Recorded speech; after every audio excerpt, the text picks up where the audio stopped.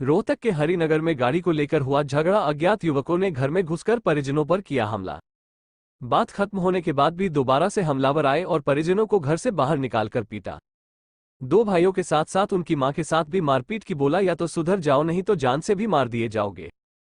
मामले की सूचना पुलिस को दी गई। डायल 112 मौके पर पहुंची। इसके बाद पीड़ित पक्ष को उपचार के लिए सिविल अस्पताल में भर्ती कराया। आर्यनगर पुलिस मामले की जांच में जुटी। हमला करने वालों की अभी तक गिरफ्तारी नहीं।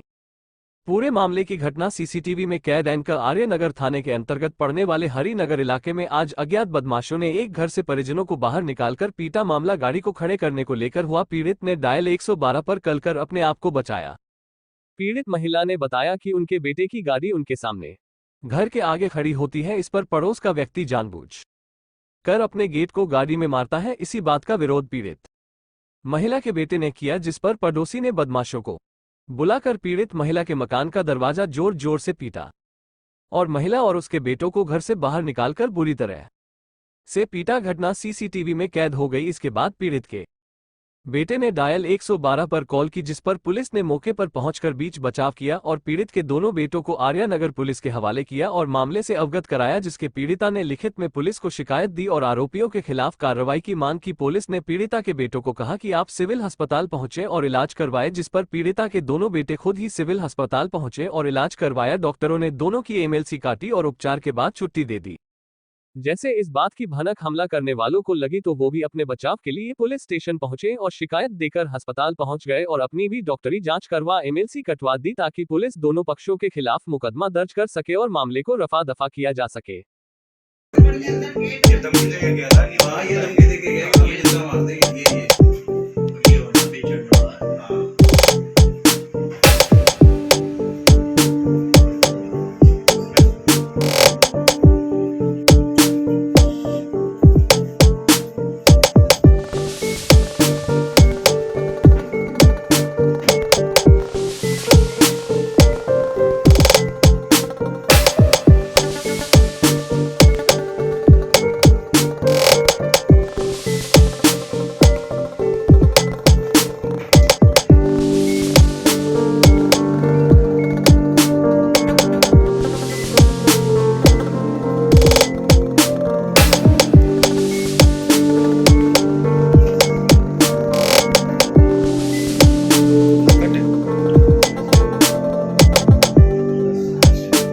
मैं शुभम नारंग, हरिनगर निवासी।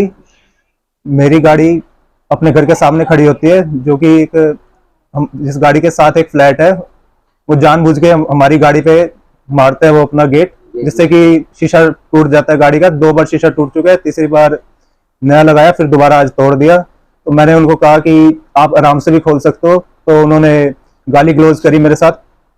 पहले तो एक ही थे, तो फिर बाद में उन्होंने और बंदे भी बुला लिए। फिर मेरे घर पे घर खड़काया और बाहर जबरदस्ती बाहर निकाल के मेरे को मारा। आपको और आपके भाई? मेरे और मेरे भाई को मारा है और बाद में 8-10 बंदे और बुला लिए, फिर गाली गलौज किए और धमकियां भी दी है मेरे को। तो ये सारा घटनाक्रम सीसीटीवी में भी आया आपको? हाँ जी, ये घटनाक्रम पूरा सीसीटीवी फुटेज में भी है, जिसका मेरा पास एविडेंस है। मम्मी मुझे बचाने आई तो उनको भी मारा गया।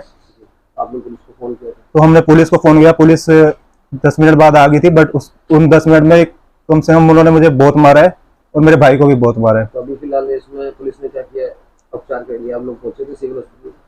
पुलिस ने अभी से ज्यादा भी कुछ नहीं किया, अभी बुलाया है। हाँ, आर्यनगर पुलिस थाने ने। क्या चाहते हैं फिलहाल इस मामले में, क्या होना चाहिए?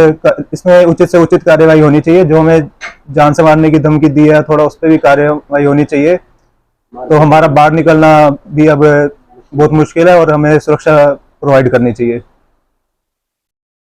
क्या नाम है? मेरा नाम किरण बाला। किरण जी, क्या हुआ था सारा मामला? हमारी गाड़ी यहाँ पर खड़ी थी गेट के आगे, इन्होंने गेट खोला तो वो उसमें आके रोज मारते हैं। बेटा रोकने गया तो उसको कहते हैं कि ये तो रोज ऐसे ही लगेगी। फिर उसके बाद लड़ाई होने लगी, फिर मैंने बच्चों को अंदर बुला लिया। फिर उसके बाद इन्होंने अपने आदमी बुलाए और उनको बुला के मारना शुरू कर दिया। फिर उसके बाद मैंने इनको फिर अंदर बुलाया तो इन्होंने हमारे गेट तोड़ने शुरू कर दिया और जान से मारने की धमकी दी और फिर दोबारा मारना शुरू कर दिया इन्होंने सबने मिलके। कितने लोगों को मारा गया आपको? यहाँ पे ये 8-10 थे और मारा हमने 2 को ही है और मेरे को भी धक्का दिया जब मैं उनको बचा रही थी। तो आपने फिर फोन किया पुलिस को? हाँ जी, 112 नंबर पे फोन किया। पुलिस आई है। हाँ जी।